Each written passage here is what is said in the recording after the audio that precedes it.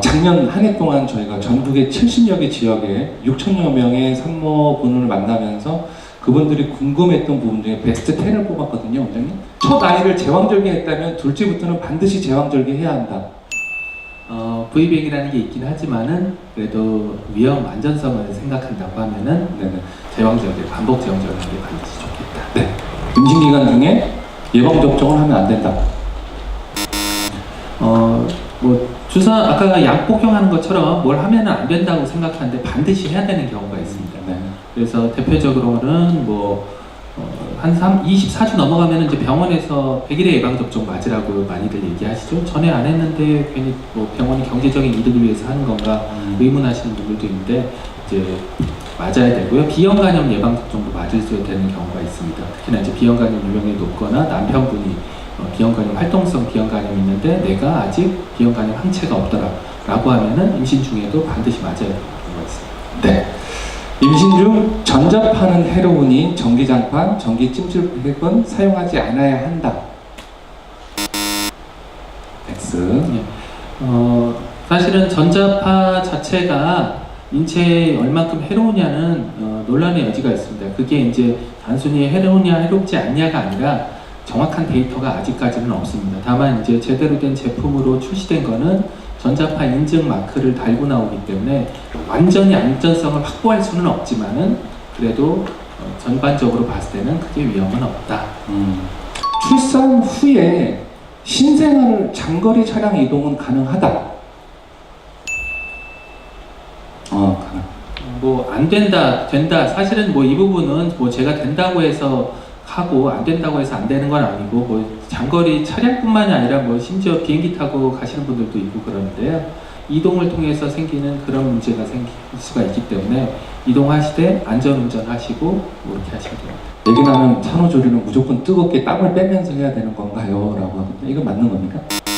이건 아니죠. 산후풍이라고 해가지고 걱정들을 많이 하시고 또 실제 산후조리 문화가 이제는 부인할 수 없는 대세이긴 한데 의학적으로 크게 문제가 되지는 않고요. 다만 분만 이후에 갑상선에 큰 변화가 생깁니다. 갑상선의 변화 때문에 신진대사의 변화로 굉장히 통증이라든지 불편함이 있을 수가 있습니다. 그래서 그거는 이제 병원에 오시라고 하는 날짜가 되면은 혈액 검사를 통해서 기본적으로 확인을 합니다. 그래서 거기에서 문제가 없다면 크게 걱정하실 필요는 없습니다. 네. 뭐 다음 질문은 작년 질문 중에 빈도수 1위를 차지했던 질문인데 아까 말씀을 해주셨어요. 100일의 주사인데 뭐 이거는 맞아야 되는 거지만은 이제 그러면 다르게 질문을 드리자면 초대할 때 맞았어요. 그럼 둘째 임신하면 또 맞아야 돼요? 아니면 괜찮아요? 그냥 쭉 가는 거예요? 항체가?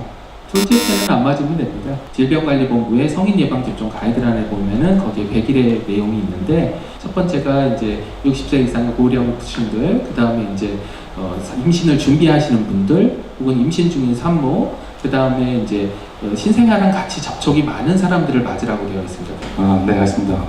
출산 후 보정속옷 입으면 몸매 관리에 도움이 된다.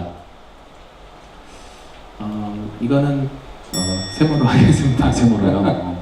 아무래도 아기 위주로 돌아가고 이제 살이 이제 다시 찌는 거 그런 쪽이지 딱히 보정 속옷을 한다고 해서 더 좋아지거나 더 나빠지거나 그러지는 않은 것 같습니다. 네. 노래방 가도 됩니까? 이 스트레스가 많이 쌓이시고 우울증이 있으시다 보니까 또 선배님들이 노래방이나 콘서트장, 클럽 이런 데 가고 싶어서 음악 듣고 싶은데 이게 혹시나 해가 될까봐 또 걱정이 되시는 부분에서 질문이 많은 것 같아요. 어떻습니까?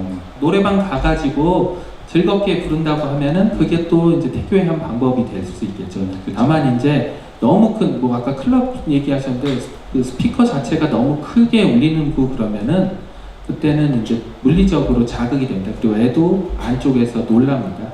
큰 스피커 있거나 그러면은 좋지는 않겠죠. 그 다음에 이제 콘서트장 가는 건 상관은 없는데 뭐 계속 그 콘서트 내내 서서 뛴다든지 아니면 몸으로 이제 밀쳐가지고 좁은 공간이다 보니까 부딪힌다든지 그렇게 된다고 하면은 이제 아무래도 좀 무리가 갈 수가 있습니다. 네.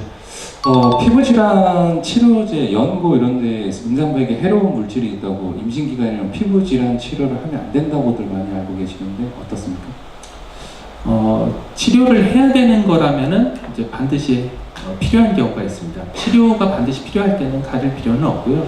다만 일반적으로는 이제 그 소소한 피부 질환이라고 했을 때는 바르는 약 같은 경우는 전신으로 흡수가 크게 안 되기 때문에 해당 질환에 맞춰서 선생님과 상의해서 투약하는 하되 거부감을 가질 필요는 없습니다. 네.